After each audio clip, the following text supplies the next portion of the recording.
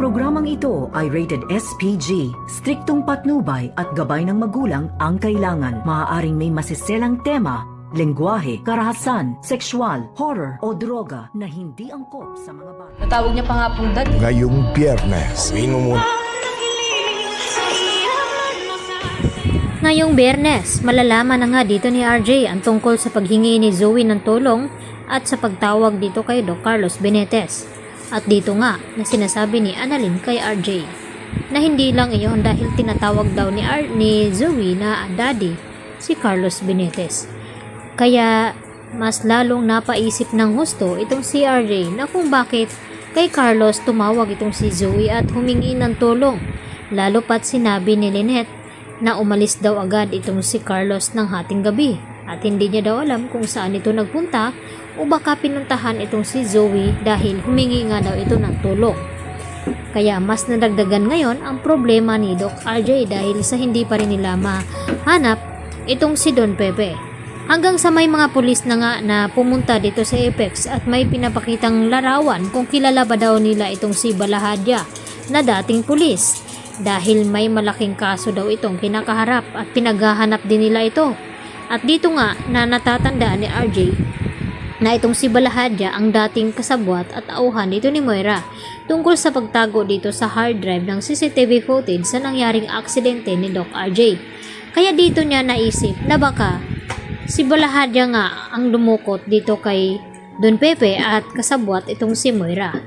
Kaya naman ang sabihin din dito ni Annalyn kay RJ na itong si Balahadya ay nakita din daw nila sa hotel kung saan nanunuluyan itong si Moira at kung saan na makipagkita din itong si Don Pepe kay Moira noon. At malinaw nga sa kanila na nakita din dito ni Annalyn na may wheelchair ngang hinihiram itong si Moira sa front desk ng hotel. At dito naman na sinabi ni RJ sa mga pulis na magkasabwat nga talaga itong si Moira at itong ngang si Balahadya. At walang duda na baka sila din ang kumuha at tumangay dito sa pera na 100 milyong peso na nakuha nga ng mga kidnapper. At dahil dito, uuwi naman itong si Zoe dito sa Apex Hospital at dito naman na sabihin ni Annalyn na alam na daw nila na may suspitsa na sila sa pagkawala dito ni Don Pepe dahil nga sa larawan ito ni Balahadya. At magugulat itong si Zoe at itong si Moira dahil sa hawak nga nila ni RJ na ebidensya laban sa kanila. Kaya agad naman nas mapilitan na sabihin dito ni Zoe kay Annalyn na talagang tinuluyan na nga tapusin dito ni Moira itong si matanda na si Don Pepe. Pagkatapos ngang malaman ni Don Pepe na kung sino talaga ang tunay na ama dito ni Zoe, nalaman niya na ito palang si Doc Carlos Benitez. At dahil nanatili na lang buhay itong si Don Pepe dahil kay Zoe. At ngayon nga napilit na pinapauwi ni Moira itong si Zoe sa hotel dahil sa gusto niyang magpahinga ito. At sinabi ni Balahadya kay Moira na kapag nakaalis daw itong si Zoe ay sila daw bahalang magligpit dito sa matanda. At makakaya nga ba ng konsensya ni Zoe na basta na lamang iiwanan itong si Don Pepe na hindi niya tutulungan.